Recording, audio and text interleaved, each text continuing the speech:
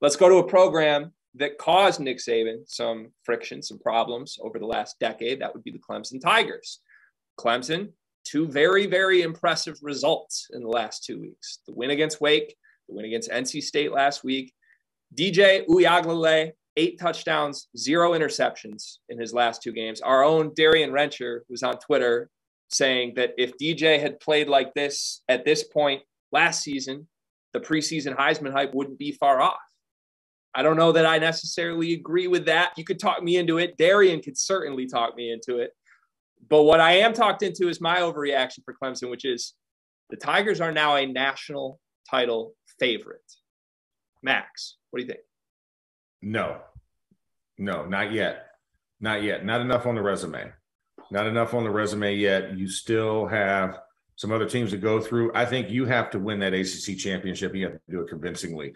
I think what we have seen, though, is that Dabo Swinney is a national championship caliber coach for how he has stuck by DJ through last year to this year. And now the payoff is coming because, you know, to have that faith and to know about the confidence issues and everything else and the shadow that he had to get out of and the struggles they had last year, every other coach would have been like, okay, new 5-star, insert you, DJ.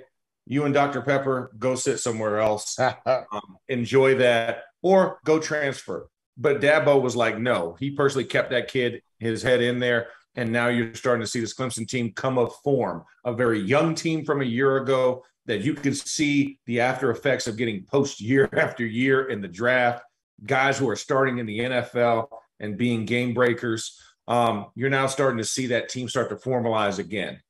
And I think that's what it is. You look at the defense, and then DJ's now complementing that defense and making it, and they're now playing off of it. Offense begets defense, right? And defense begets offense in those situations. So I think they're number 5. I don't think they're top 4 yet. Wow, still outside the top 4. Yeah. I'm interested in that. Felder, you're smiling. Do you agree? Well, no, I'm flipping it back to you. Okay. Are you saying that they are a contender because of their schedule, or are you saying it because of how they play? So I think that we had this point made on the Saturday night show. I don't know how much you guys saw that or any of the watchers or listeners saw it, but you can watch us on After Dark after the games every single Saturday as well for the remainder of the season. And I thought a very good point was made that relative to all of the other quote unquote contenders, Clemson has done the dirty work. The biggest tests are not ahead of them. And I know you can look at the schedule. They got to go at Notre Dame. Sure.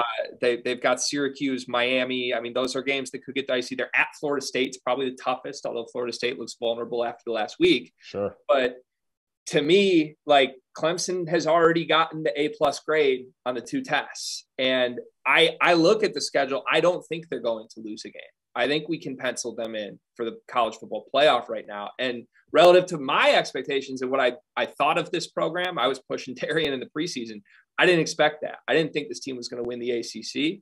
I didn't think DJ had what he's shown in the last 2 weeks at all. And to your point, Max, they're playing complementary football. That's what they did in this last game that really impressed me. It wasn't like they needed to go and win a shootout. It was the offense was playing into the defense and vice versa. So that's where I stand, Felder. So they won a shootout, the Wake game. Yep. They won a game where they did play that complementary football. And then obviously they won games where their defense was basically dominant. I'm very curious to see how this defense continues to grow because we spent so much time talking about DJ Uiagalelei, and I don't think we spent enough time talking about this defense that has a lot of really good pieces. But those pieces have to work together. And obviously I understand Brian Bressie had an issue that was separate from the previous passing of his sister. So he had another issue.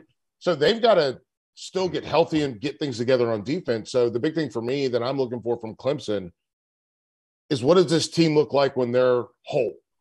What do they look like when the entire team is together? But I think that they are a contender. I think that they are a team with a path that seems like we can get there. And it's also a team that seems capable of taking that route, taking the path that's laid before them. And that's the difference for me between, I almost said Oklahoma, but goodness gracious. Might be a similar result. Anyways, no, go ahead, please. But no, but I think they have a path that they can actually take, and they can walk, and they can get those dubs. And I think that's going to be let me put it this way. I think they'll be there at the end.